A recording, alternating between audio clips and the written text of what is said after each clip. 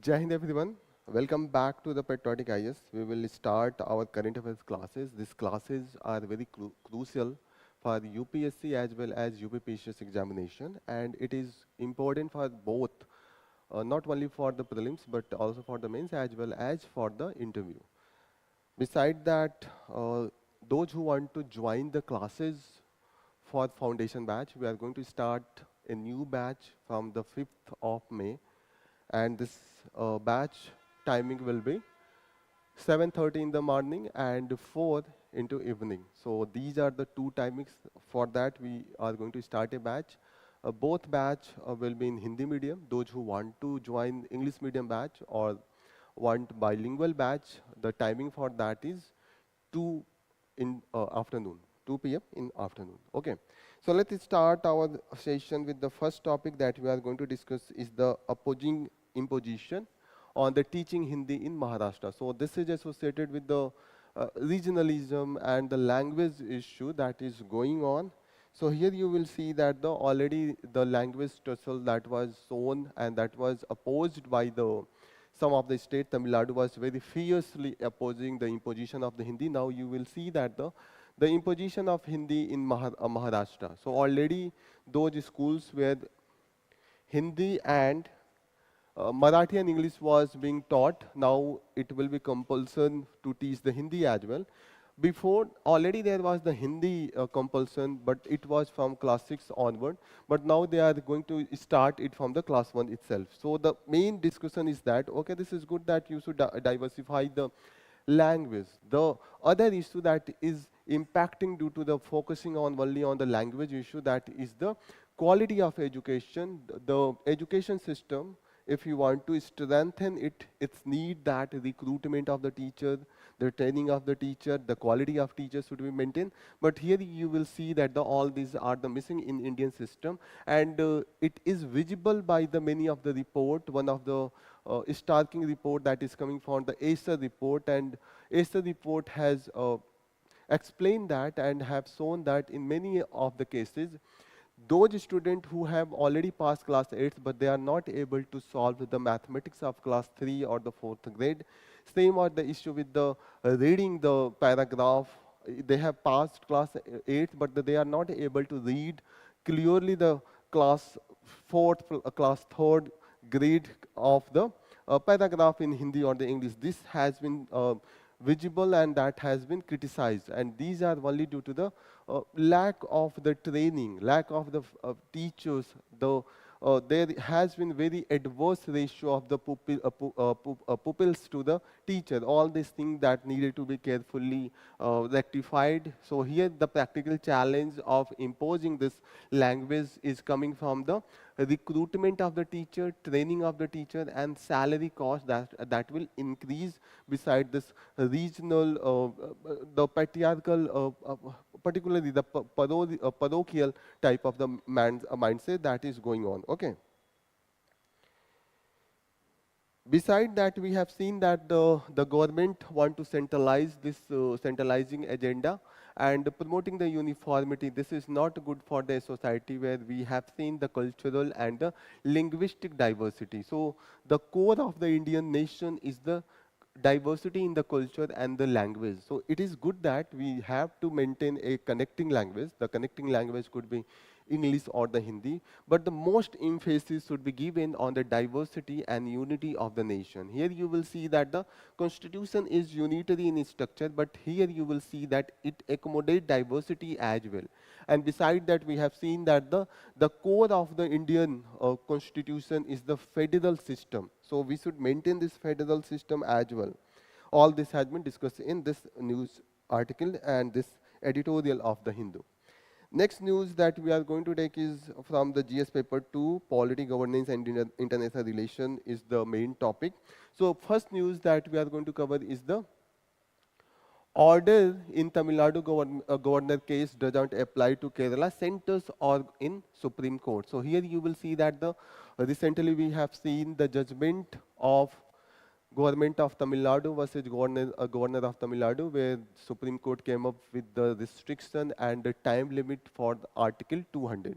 200 that's talk about the power of governor to give his assent to the bill that has been passed from the both house of state legislature, or in the case of the single state legislature. So here you will see that there was no time limit, but the recent judgment from the Supreme Court, it clarified that the time limit will be 1 month to 3 months, and again that has emphasis that the governors equally whenever it is sending the bill to for consideration for the president, so there should be some rationale. And here you will see that the Supreme Court has also asked that whenever you are sending any bill for reconsideration and consideration of the president, you should be very careful about the Article 254. So what talks about the 254? Some of the article that has been mentioned here in this context, one of the article is Article 141. So any one of you, those who are watching, could you reply that what is provision under Article 141? Akhilesh Akshay Yadav. Akash Yadav. Yeah. Akash, could you reply that what is the main provision of Article 141? 141 talks about the judgment or the order or the law, anything that is passed by the Supreme Court that will be binding across the India. So this makes, this is one of the other provision. There are some of the provision that makes the Supreme Court of India very strong. One of that provision is Article 141. And please open the Bare Act, the original constitution. And please open Article 141. So 141, this is very clear that the law declared by the Supreme Court shall be binding on all the courts within territory of India. So here you will see that one of the law-making power. So whenever the question comes that yes, there is the separation of power, but in many cases, the Constitution also gives some area where Supreme Court can frame the laws, and one of the area here it is talking about the laws framed, declared by the Supreme Court will be binding on all the courts within the territory of India, and this makes the judiciary of India integrated. So I hope this is clear to all of you. Next article that has been mentioned in this news article is Article 200. Already we have discussed a lot about this. Other article that has mentioned is Article 254. So any one of you, could you know that? Any one of you, please respond. What is association of this article? What is the main provision of Article 254? Anyone? Akash, could you reply? Are you able to hear me? So the main provision of Article 254 is that whenever there is any subject that is in concurrent list, so there will be power of the state as well as union to frame the law, or otherwise if there is any law that is already existing and that has been framed by the parliament and where the power of parliament has been invested to frame the law, in that case if there is any law that is made by the state government, that will be considered as the void, that will be not considered as the legal, that is talking about under the Article 254. Again, please open Article 254 in your Bare Act, the original constitution. This will come under the center-state relation, that is part 11. And in part 11, 254, that's talk about that inconsistency between the laws made by parliament and state legislature. So this make it clear that whenever there is the law that is framed by the state legislature and that is repugnant to the any provision, that law that comes under law framed by the parliament, so that will become the void if it is not as per the consistent with the laws framed by the parliament. So here it means that the supervision, particularly that whenever there will be the law that is framed by the parliament and whenever the state legislature is framing in such a law that become inconsistent, so that will be void and that will not consider as the legal. I hope this is clear to everyone. Here it is given that yes, whenever there is the law and state has framed and again state is getting consent from the president and already there is the parliamentary law, and if the state is getting the president's assent on that law, then that state law will prevail in that particular state. So I hope this is clear. The thing here, it is that the main provision, the main core point that Article 254 is talking that whenever there is the laws that has already been framed by the parliament, later the law is framed by the state legislature, in that case you will find that that law framed by the state will not consider legal. It will be declared as the void if it is not consistent, not aligned, not following the provision of the parliamentary law. So this so that who is the above. So here it is the who is going to be prevail. So parliamentary law will prevail if there is the conflict between state law and the parliamentary law. One condition is given that where state law could prevail. In the condition for that, already there is the parliamentary law. The state makes on the same subject another law, and that is not inconsistent. That is not consistent with the parliamentary law. If it want to be prevailed, so the state have to go to the president, and if the president give assent to that state legislature bill, then it will become prevalent. Am I clear? I hope this is clear to the everyone. So this is main about the Article 254. So you can also see laws so made by the legislature of such state shall, if it has been reserved for the consideration of president and has received his assent, prevails in the state, in that state, not all over India. So I hope this is clear. Next news that we are going to take is UK rejected extradition of Bhandari ED tells court. So there is the one of the requests from the Indian side for the extradition of Sanjay Bhandari, and Sanjay Bhandari is involved in one of the corruption case that also involved the brother-in-law of Rahul Gandhi, Robert Vadra. So here you will see that the Robert Vadra is associated with the money laundering case, and main accused is the Sanjay Bhandari. But it has been rejected by the UK court on the ground that the condition of the Tihar jail is not as per their normal law or the normal standard. So once again, previously we discussed that the condition of Indian prisons is not as per the international standard, and that's why we see that many a times such demand is being rejected. So I hope this is clear to everyone.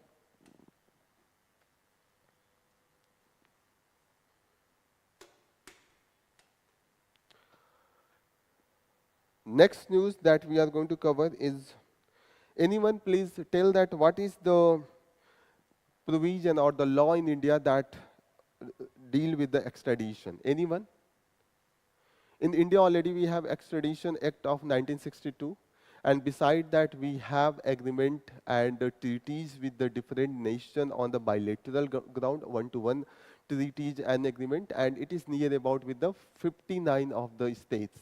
And in those US is also included, in those UK is also included. So please remember all these things. Next news that we are going to take is the Saudi Arabia is the force of positivity and stability. Our Prime Minister Modi ji was visiting Saudi Arabia. So here it has been mentioned he was in city of the Jeddah. So please open your map and locate Jeddah. Jeddah is one of the largest city of Saudi Arabia. It is the second largest city in Saudi Arabia, just after its capital Riyadh. So please open the Asia political map, and here you will locate Jeddah, and Jeddah is at the coastline. So here it is the Jeddah. It is on the coast of the Red Sea. So here you can see the importance of Jeddah. Jeddah is very much close to Makkah, and this is very close to Medina as well. So whenever the pilgrimage goes to Makkah, so they have the entry point into the Jeddah, and from here they visit to the Makkah. So this is very much famous from the very ancient time, in medieval time, when the Islam start, or the second caliphate and the third caliphate in the 647, at the time of 647 AD. So this city was developed, and this was become the entry point for the Mecca. So this is very much significant. You will see that here this very much prominent strait. This strait is known as the Strait of Mandeb. Okay, so here one of the strait, that is Al-Mandab. So here it's connect the Gulf of Aden to the Red Sea. I hope all of you able to recall this strait. In the previous session we already have discussed. The capital of Saudi Arabia is the Riyadh. This is the largest city. So please remember all these things. This side of the Saudi Arabia, this is the Strait of Hormuz, and Bab al-Mandab is situated here. So these two states is very important. You should remember both of the state and their point. So here, our Prime Minister has referred Saudi Arabia as the force of positivity and stability, and bilateral ties have been significant momentum. So please remember this statement whenever you are writing anything about the India's relation with the West Asia. You can mention all these things. These are very important lines to write your men's answer writing with respect to India and West Asia. Here, our Prime Minister has also mentioned that this Saudi Arabia is a trusted friend and a strategic ally and a pillar of stability. So please remember this has been considered as a pillar of stability for India. These are the further point you can use whenever you are writing your India Saudi Arabia relations or the India's relation with the West Asia. Other thing you should remember that Saudi Arabia is the destination for our migrants, our diaspora, and one of the largest remittance that is coming from the West Asia comes from the Saudi Arabia as well. Please remember all these things. Next news that we are going to cover is the Vance calls for closer ties between the US and India in defense and energy sector. So here you will find that the Vice President of US is now visiting India, and here you will see that the main thing that he has mentioned that whenever we want to protect our workers and promote export, we should have the, without lowering the wage, we should have the bilateral ties that we are discussing here. In the context of the China, we are talking that we need free, open and peaceful and prosperous Indo-Pacific and fully aligned with our need. Okay, so this has been mentioned here. The power electricity cut is here, and that's why you can face a bit. We are conducting these classes with the low light arrangement. Okay. Next thing that it is talking about, the we need to amend the civil nuclear liabilities law supporting the India's energy security. This is mainly talking about that we concluded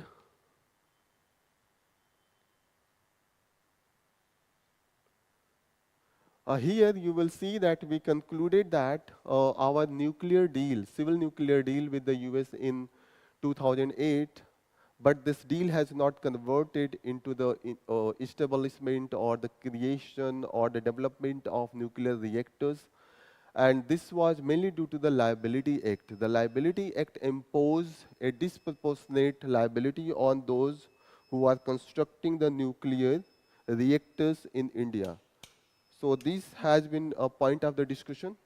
So here you will see that now the main discussion is going on that we should work on the amending the provision that is providing the liability, and liability is very high on the American firms, and that's why American firms are not ready to build or the create or the develop infrastructure for the nuclear reactors, because the clause that gives under that has been has been included in the civil nuclear act between India and US is very much high, that whenever there will be the leakage, there will be radiation, there will be any accident, all the accidental compensation has to be given by this US firm who is going to develop this nuclear reactor. So you think that if any of the company is going in the foreign country and developing some reactors, and if it is handing over to the local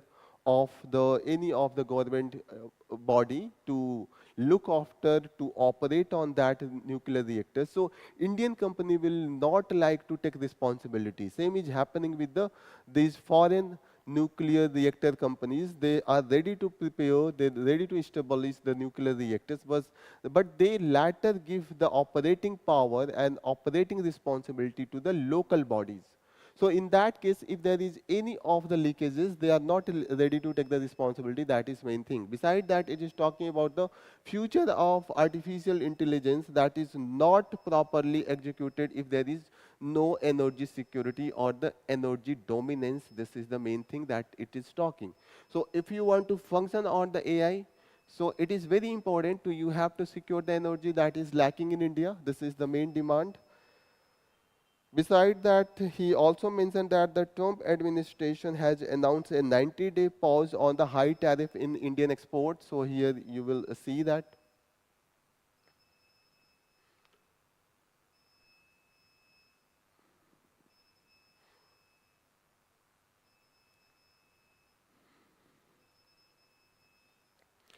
Next important news that we are going to cover is the matter that counts on criticism of the Supreme Court. Here the tussle that is going on between the Supreme Court and the Parliament and Executive. So here it has been mentioned that the recent judgment of Supreme Court with respect to the power of governor and president is not the interference of judiciary into the power or the functions of the legislature or the executive, but it was necessary. And this was very much needed as there.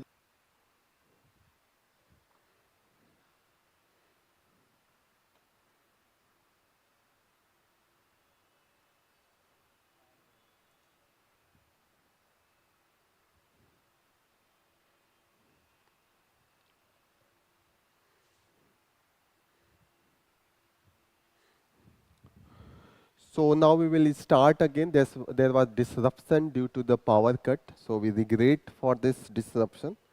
Now we will start again from the same topic where the discussion was going on. It was on the criticism of the Supreme Court, and we were discussing that the different provision that had been used for this. Beside that, we further discussing that criticism is right or not, because this power that has been used by the judiciary was the power to judicial review, and judicial review power that comes to the judiciary is from article 13. Article 13 talks about the whenever there is the inconsistency in the laws that is promulgated by the parliament or the state legislature or any from anywhere. So it is responsibility of judiciary to judge that whether that is as per the constitutional provision or not, whether this is violating fundamental rights or not. And this power gives the power to judiciary to review the any of the legislature that is declared by the parliament or the passed by the parliament or the state legislature or from the anywhere.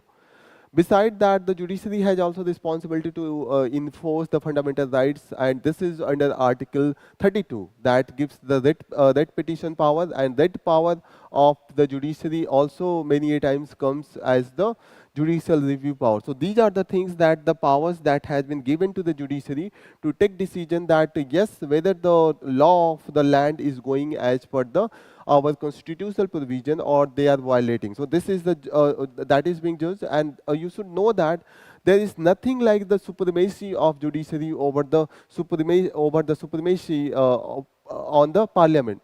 The thing is that Indian form of government, that is the synthesis of both supremacy of parliament and supremacy of judiciary, supremacy of parliament that is taken by the UK, and supremacy of judiciary that has been taken from the US. So this is amalgamation, this is the synthesis. So here this article is talking about, yes, we have started, but this power of judiciary that has been struck down and that has given the direction to the parliament is particularly president and governor that is coming from these articles. For the High Court, it is 226, already we discussed in the historical lecture. So here you will see that this concept is not like the judiciary is subservient to the legislature. Here you will see that they have the independent separate branches of the government and nothing to do with the overlapping or the particularly taking the dominance of the other. One and other all are working to the service of the people of India as per the provision of the constitution. This is the main principle that judiciary or our legislature or the executive they works. Here you will see that The concept of constructive friction. So the constructive friction, this is based on the check and balance principle, that whenever other organ of the government that is exceeding its limit, the other organ will try to check and balance the power as per the provision of the constitution, and this is known as the constructive friction. Yes, friction is there, but this is not to violate the provision of the constitution, but it is to enforcement and implementation of the constitution. So I hope this is clear, that this constructive friction where this is coming, and this bring the stability in the governance, otherwise the governance will be disrupted. So constructive friction, this is a good concept, and again this is the innovation in Indian context. So please remember all these things. Next important news that we are going to take is a move that endangered the right to vote. So here this article is discussing that the recent initiative of Election Commission of India to link the electoral voter with the what? Link electoral voter with the Aadhaar. And here this article is talking that such type of the initiative that has become the binding. At the initial stage, it was questioned in the Supreme Court that if the Election Commission is going to make it mandatory that linkage of the Aadhaar should be with the electoral rolls on the electoral voter ID card. So in that case, Election Commission said that yes, this is not the binding, this is the just voluntary, this is the optional. But later we found that gradually it has made it binding, that either you have to declare that you have the Aadhaar card, or you have to declare that you don't have the Aadhaar card. In that case, you are going to be delinked, and your right to vote as per the constitutional provision is violated. If you are delisted, if your name is not, if your voter ID card is deleted, your name from the electoral roll is deleted, it is going to impact your right to vote. And right to vote is constitutional right as per Article 326. So I hope you know that the elections, this provision that start from the Article 324, and the right to vote, that is a constitutional right, is provided by Article 326. So any one of you, I hope this is clear, that what area of the constitution? Sahil, sir, please Hindi. Sahil, for the Hindi, we have a separate class, and this class will start at 2:30. So those who want this class to be in Hindi language, they can watch the class at the timing 2:30 in the afternoon. We will start. This class will be in English medium. So we want to address the concern of both language, both medium. Those who want to watch in English, they can watch as 9:30. And those who want to watch this classes in Hindi medium, they can watch as 2:30. Today the class will start at 2:15. And the normal timing for this Hindi medium discussion will be 2 p.m. in afternoon.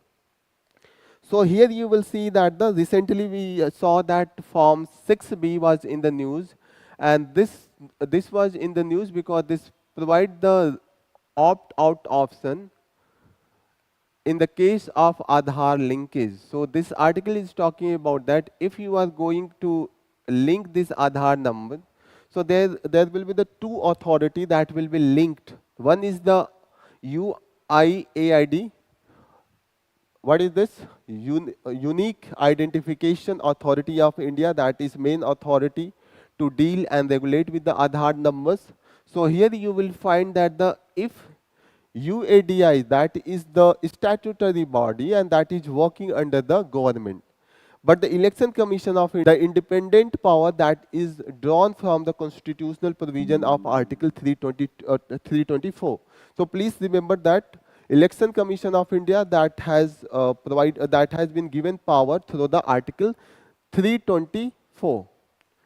Please note down Article 324, that's provide the power, function and duties of Election Commission of India, and we will go through our constitutional provision with respect to this. So I hope this is clear that whenever you are linking your Aadhaar ID with the electoral ID, your voter ID, so two authority will working. One is the independent authority, that is the Election Commission of India, that has the power directly coming from the Constitution of India, Article 324, and UIDAI,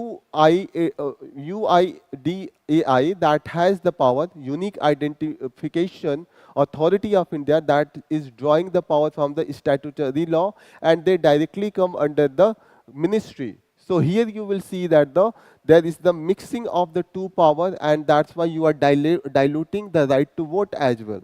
So the article is talking that this type of the thing not only violating the privacy of the people, because whenever the Aadhaar number is linked, the government will have the information that what the particular voter is doing and what are the demography of that particular area, yeah, that voter, and they will take the decision. And many times this will be converted into the manipulation of the vote. Like the if I am giving my Aadhaar number, and if the government is knowing that what is my Aadhaar number, he know about my ideology, what type of the religion I have, what type of the caste I have, and we know that many a times the government, those who are in the power, they try to identify the people on the basis of their religion, their caste, that what type of the voting patterns will be there. So they can manipulate. There could be the deletion of your voter ID who is not going to vote into the favor of the government or those political party that is in the power. So this is talking that this is not good. It is better to go and you should verify in a traditional manner, that you have to visit house to house, voters to voters, and verify the voter ID and the identity in a physical form. Beside that, if you are going to link this Aadhaar with the voter ID, they are going to impact the creating barrier for those who are the vulnerable, such as the elderly people, disabled people, and the migrant workers and the remote residents. They will be mostly they will be impactful due to this type of the provisions. Already we have seen that in 1995 there was the Supreme Court judgment, and it was held that the removal of the voter ID names must be follow procedure, fairness, and the natural justice. So whenever you are going to remove the name of the any voters from the electoral rolls, this should be as per the natural justice and the procedural fairness. So this should be considered whenever the government is or the Election Commission of India taking decision with respect to the voter ID or such type of the thing. Okay, you will see that the Supreme Court in Puttaswamy case 2018 limited the Aadhaar's use for the welfare scheme only, and you cannot go with the using Aadhaar in anywhere. So initially government was taking a stand that the Aadhaar could be used anywhere. Even the government passed this Aadhaar bill under the money bill, that was also questioned in the Supreme Court. So I hope this is clear. You should also know this UIDAI, Unique Identification Authority of India, that is the main authority that is regulating the Aadhaar cards. So here they said that this Aadhaar is non-citizen. Okay, they are provided to the any of the residents who are living in India for 182 days. So this is not proof for the citizenship.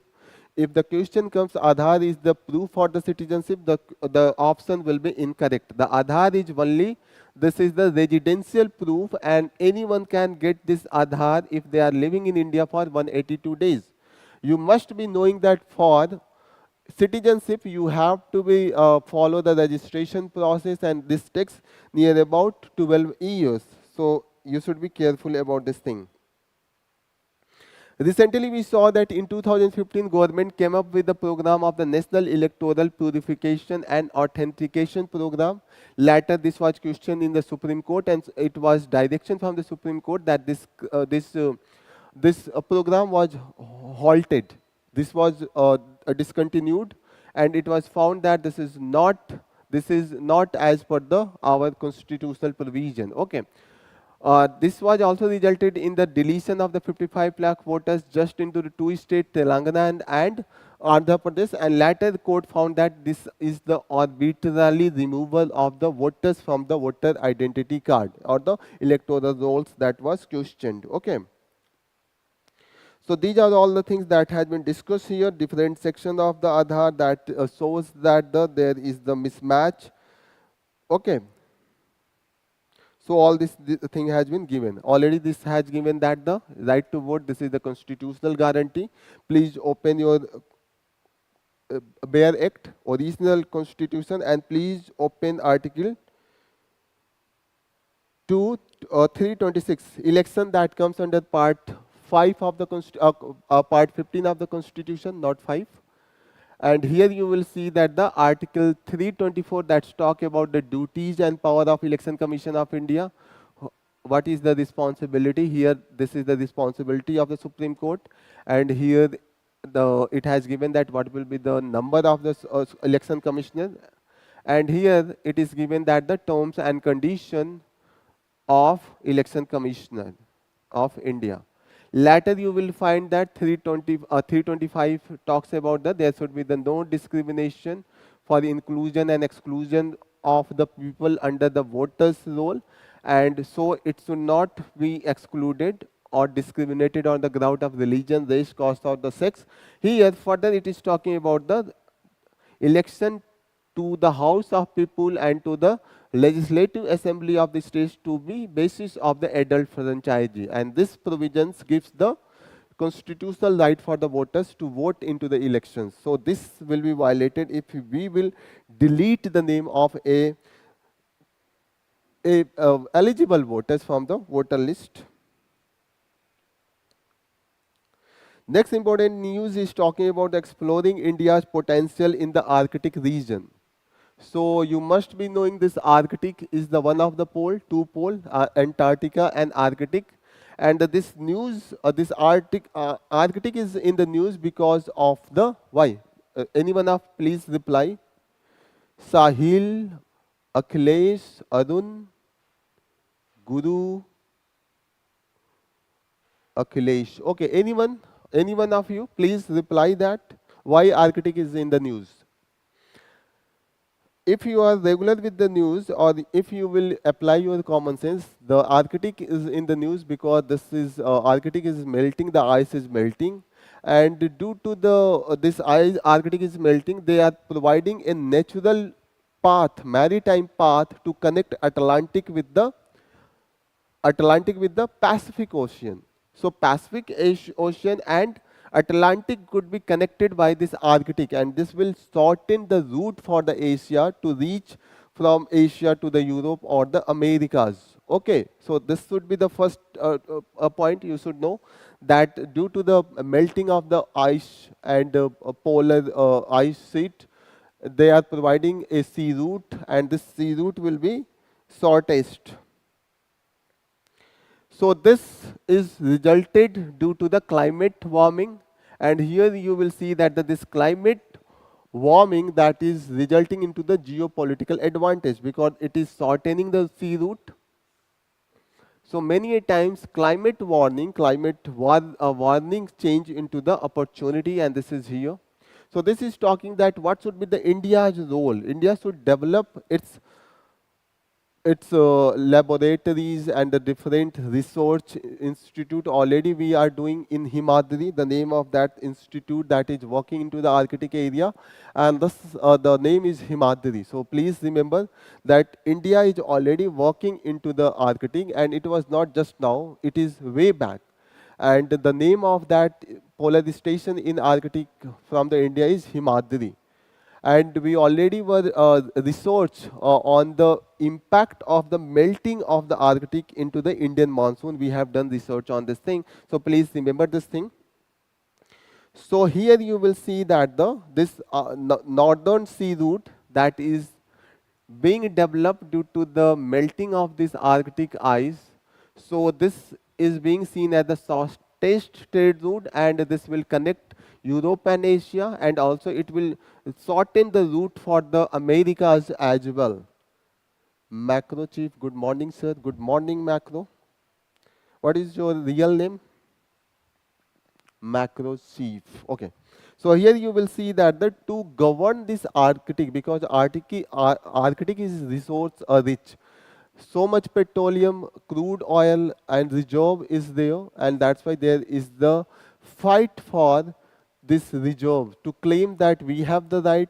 So we came up with the Svalbard Treaty in 1920, and further we later we created Arctic Council. So please remember this Council is the regional grouping, and the member of this should be always Suraj Kumar. Very nice, sir. Thank you. Okay.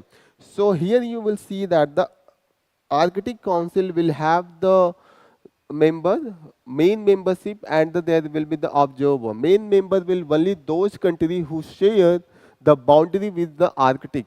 So here there are the 8 countries that share with the boundary with the Arctic, and they are the member of the Arctic Council. So here you will see that the Arctic Council, this is the intergovernmental forum, and they are mainly for the cooperation, coordination, and interaction among the Arctic states and the Arctic indigenous people. I hope this is clear to you. And this is sustainable development and the environmental protection of the Arctic. This is the main aim of the Arctic Councils. So here it is the countries, those who are the part of the Arctic Council. You will see that the Denmark, Finland, Iceland, Norway, Russia, Sweden, and USA. 1, 2, 3, 4, 5, 6, 7. I think it should be the 8. Yes, Canada is the 8. 8 numbers, Canada. You can imagine Canada. And why this is the US? US is on the lower latitude as compared to the Canada. But there is the Alaska. Alaska shares the land boundary and the maritime boundary with the Arctic. Denmark, already Denmark due to this Greenland. So Denmark is the part. Finland and Norway and Sweden. They are the connected through the, you see directly it is the Finland that is connected by the Russia, and some part that is making a boundary with the Arctic. So here you will see that the Sweden and Norway. Okay, Russia, large part of the Russia claim on the Arctic, and yes, United States, Iceland also is there. So please remember that India is the observer member. So there are the permanent member and there are the observer country states, and India is the part of this observer states. Also remember, if India is there, the China is also there, and both are since 2013. So please remember all this thing. So this is all about from the today's news, and here we will conclude our session. Thank you for joining the session. All the best. Jai Hind.